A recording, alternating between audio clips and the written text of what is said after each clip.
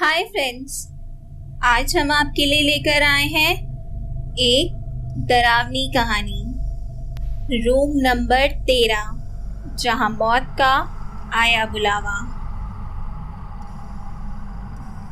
मैं आपको अपने मित्र नीलेश की बहन नीलिमा और उसकी साली नीतू की आप बीती बताना चाहती हूँ। कुछ दिनों पहले नीलेश ने मुझे बताया था कि उसकी बहन की मौत हो गई है। ये सुनकर मैं बहुत दुखी हो गई और मैंने उसकी मौत का कारण पूछा तो उसने पूरी घटना मुझे सुनाई।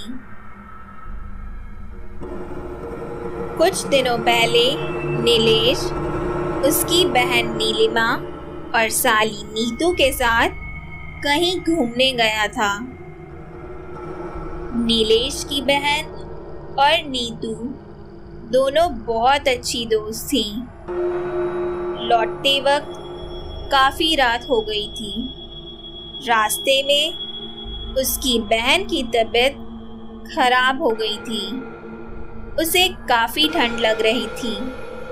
उनका घर अभी भी 100 किलोमीटर दूर था और रास्ते में कोई भी रुकने की जगह नहीं मिल रही थी। थोड़ी देर के बाद उन्हें एक होटल दिखाई दिया तो नीतू ने होटल में रुककर उसकी बहन को आराम देने को कहा। उस होटल के काउंटर पर उन्होंने जब रूम के लिए पूछा तो मैनेजर ने बताया कि सभी रूम फुल थे क्योंकि उस रास्ते पर केवल वही एक ढंग का होटल था। लेकिन तभी होटल के मैनेजर ने बताया कि एक रूम खाली था, रूम नंबर 13। उन लोगों ने उस समय अंधविश्वास वाली बातों को ना सोचकर रूम ले लिया। जैसा कि आप लोग जानते हैं कि रूम नंबर 13 को अशुभ माना जाता है और कई होटल्स में इस नंबर का कोई रूम नहीं होता है। लेकिन ये होटल कई साल पुराना था। जैसे ही वो तीनों उस रूम में गए तो उन्हें नेगेटिव एनर्जी महसूस हुई। उस रूम की कंडीशन तो ठीक थी, लेकिन ऐसा लग रहा था जैसे बरसों से यहाँ कोई रहने नहीं आया हो।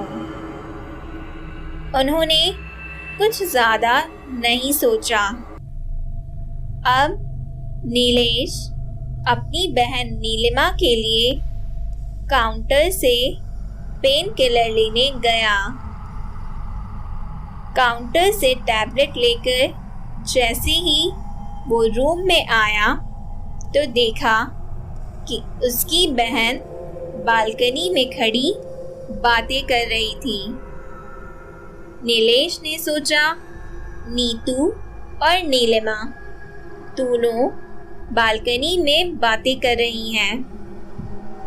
लेकिन जैसे ही वो उसके पास गया तो वहाँ नीलिमा के अलावा कोई नहीं था।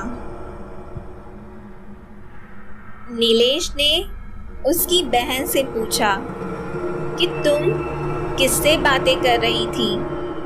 तो उसने सिर्फ सर हिलाकर मना कर दिया। तभी नीतू वॉशरूम से आई। नीलेश घबरा गया कि अगर नीतू वॉशरूम में थी तो नीलिमा किससे बातें कर रही थी। नीलेश ने नीलिमा को टैबलेट दी और सो जाने को कहा। अब नीतू और नीलिमा दोनों बेड पर सो गए और नीलेश सोफे पर सो गया। सुबह जब क्लीनर कमरे की सफाई के लिए आया तो दरवाज़ा खुला था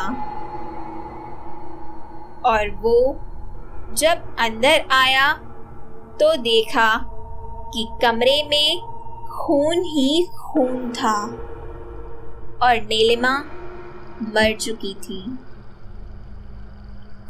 क्लीनर जोर से चिल्लाया तो नीलेश की नींद खुल गई और उसने देखा कि नीलिमा की मौत हो चुकी थी और नीतू बेहोश पड़ी थी। नीलेश जोर जोर से रोने लगा और मैनेजर को बुलाया गया। मैनेजर ने तुरंत एम्बुलेंस को बुलाया और दोनों को हॉस्पिटल लेकर गए। नीलिमा तो मर चुकी थी, लेकिन नीतू को थोड़ी देर में होश आ गया।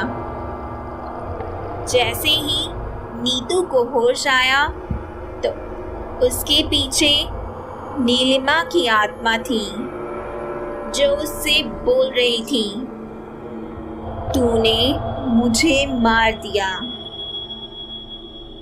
यह कहकर वो गायब हो गई। नीतू काफी बुरी तरह डर गई।